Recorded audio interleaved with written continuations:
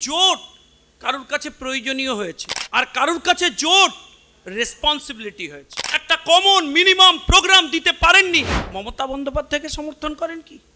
যদি করেন তাহলে এই জোট নিয়ে একটা লাইনও আপনাদের বলা উচিত। 100 কোটি টাকা একজন দুর্নীতিগ্রস্ত নেতা পকেটে পুরেছেন তাকে সমর্থন করবার জন্য। যে জোট বসে খাওয়া দাওয়া ফুর্তিতে থাকে, যে জোট দেশকে নিয়ে চিন্তা করার বদলে যারা জেলে যান, যারা দুর্নীতি করেন তাদেরকে নিয়ে চিন্তা করেন, আপনারা মনে করেন তারা ক্ষমতায় আসবে? দেশের শাসন ব্যবস্থা তাদের হাতে তুলে দেওয়া উচিত। কেন মমতা বন্দ্যোপাধ্যায় পাশে দাঁড়িয়ে বলছেন না কেজরিওয়াল মদ থেকে টাকা নিয়ে যা করেছেন ভালো করেছেন? এই চুরি ডাকাতির যে জোট হয়েছে, এই দুর্নীতির যে জোট হয়েছে, তার কে মাথা হবেন সেই মাথাটাও এখন ঘোষণা করে দিন। আপনাদের আভিজাত্যের দম্ভ এখনো স্তব্ধ হয়নি। বিধিসম্মত সতর্কীকরণ। আপনাদের রাগ যে একজন চা বিক্রেতা আজকে দেশ এই দক্ষতার সাথে চালাচ্ছেন সেটা নিয়েই সময়ের অপেক্ষা, মানুষ উত্তর দেবেন। এখন বিষয় হচ্ছে আজকের সভার বিষয় দিল্লিতে কে, ইনফ্যাক্ট কার, দিল্লি তুমি কার? এখানে জোট I.N.D.I.A ইন্ডি, আমরা মস্করা করে বলি যে ইন্ডির পিন্ডি চটকে গেছে, আর এনডিএ। তো এখন প্রথমেই বলতে চাই যে এখানে কেউ কেউ ভেবে নিয়েছেন বোধহয় দুটো জোটের প্রতিযোগিতা চলছে। আমরা একটু মনে করিয়ে দিই প্রথম লাইনেই বিধিসম্মত সতর্কীকরণ কি জোট কারোর কাছে প্রয়োজনীয় হয়েছে আর কারোর কাছে জোট রেসপন্সিবিলিটি হয়েছে। এনডিএ তাদের জোটের প্রয়োজনীয়তা নেই, তারা একচ্ছত্রভাবে ক্ষমতায় আসতে সক্ষম, কিন্তু তাদের পলিটিক্যাল রেসপন্সিবিলিটি রয়েছে। কঠিন সময় যারা পাশে ছিলেন তাদেরকে নিয়ে তারা চলতে অভ্যস্ত, তাই তাদেরকে নিয়ে চলছেন। তারা থাকলে তাদেরকে সম্মান জানাচ্ছেন, তাদেরকে নিয়ে চলছেন, কারণ তারা নীতিভ্রষ্ট হননি। কিন্তু জোট যারা তৈরি করেছেন নিজেদের প্রয়োজনে, তাদের মধ্যে অন্যতম নেত্রীকে আমি সমর্থন করি এবং প্রশ্ন রাখি, এই বিশাল যে প্যানেল, সেই প্যানেলের যে বিশাল সংঘবদ্ধ I.N.D.I.A ইন্ডি, যারা নাকি পিন্ডি চটকে গেছে, তাদের 3 জন তৃণমূলের প্রতিনিধি রয়েছেন। বিনীতভাবে জানতে চাইছি মমতা বন্দ্যোপাধ্যায়কে সমর্থন করেন কি? যদি করেন তাহলে এই জোট নিয়ে একটা লাইনও আপনাদের বলা উচিত না। আমাদের তো ভাই বাংলার রাজনৈতিক নেত্রী, আমি তো সম্মান করি যে দলেই থাকি না কেন রাজনৈতিকভাবে, মহিলা নেত্রী, তিনি প্রশ্ন তুলেছেন। কি প্রশ্ন তুলেছেন? আজকের ডেটে তুলেছেন। তিনি জোটের মধ্যে বলেছিলেন যে প্রধানমন্ত্রীর মুখ হিসেবে খার্গের মুখ বেছে নিন। আপনাদের জোট একটা পরিবারের বাইরে বেরোতে পারেননি। একটা জোট, সেই জোট একটা কমন মিনিমাম প্রোগ্রাম দিতে পারেননি, বলতে পারেননি এই 10টা নীতির উপর ভিত্তি করে আমরা এই দেশকে এগিয়ে নিয়ে যাব।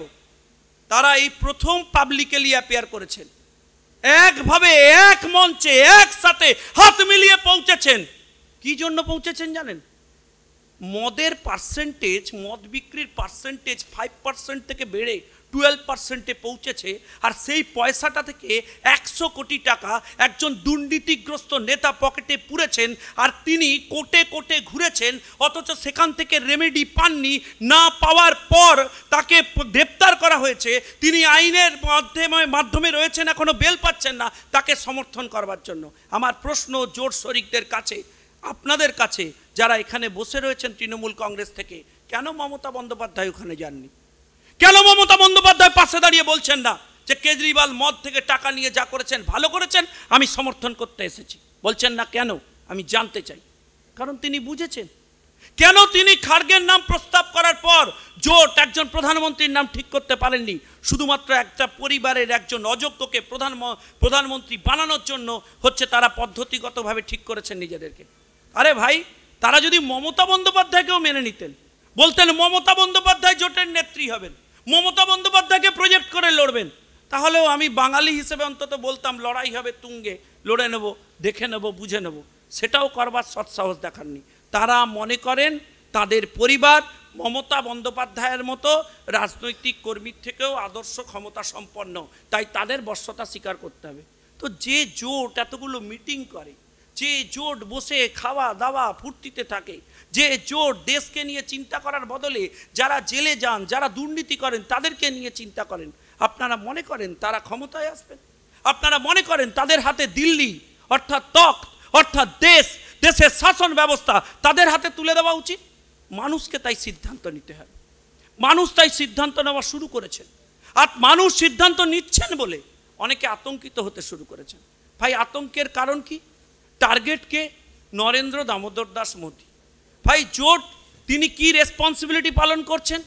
তিনি রেসপন্সিবিলিটি পালন করছেন, ভারতীয় জনতা পার্টি চাইলে আজকে এনডিএ নাও রাখতে পারত।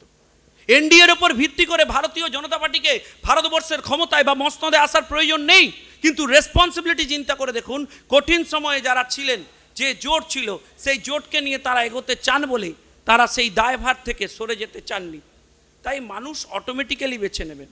দেখুন, রাজতন্ত্রের কথা বলছেন আপনারা তো ভারতবর্ষ স্বাধীন হওয়ার পর একটা পরিবারের রাজতন্ত্রকেই কায়েম করেছেন। একটা পরিবারের রাজতন্ত্রের বাইরে বেরোতে পারছেন না।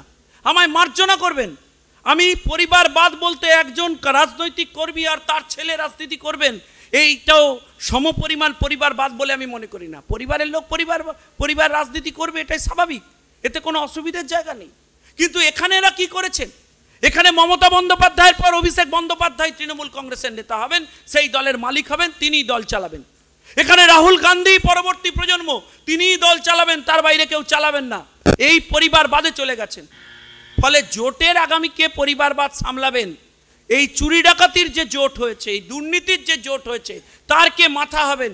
সেই মাথাটাও এখন ঘোষণা করে দিন।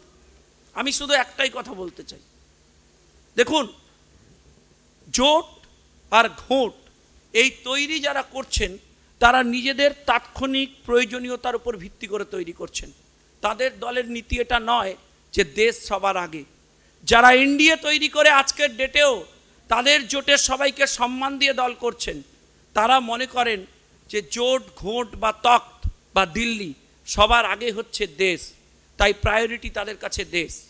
আর যারা হালকা হালকা কথা বলতে গিয়ে বলছেন যে কাউকে রাজমাতা বলা হয়েছে বলে তাদের আপত্তি হয়েছে, আমি তাদের বলবো যে পারিবারিক লেগাসি নিয়ে আপনারা প্রশ্ন তুলতে পারেন, কিন্তু আপনাদের রাগ যে দেশের চায়ওয়ালার বিরুদ্ধে, আপনাদের রাগ যে একজন চা বিক্রেতা আজকে দেশ এই দক্ষতার সাথে চালাচ্ছেন সেটা নিয়েই, সেটা থেকেই স্পষ্ট হয় যে আপনাদের আভিজাত্যের দম্ভ এখনও স্তব্ধ হয়নি।